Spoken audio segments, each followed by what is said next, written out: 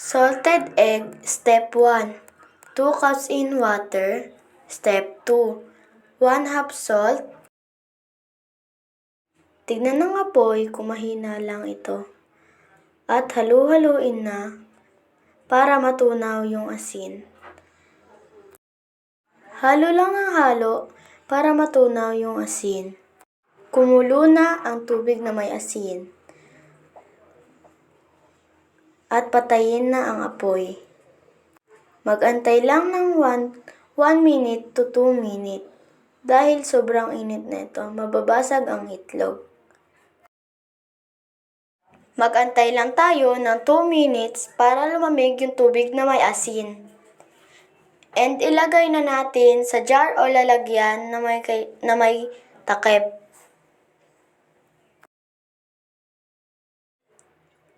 At ilagay na natin yung itlog. Dahan-dahan lang.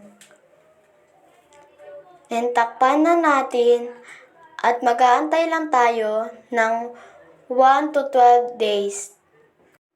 Thank you sa panonood!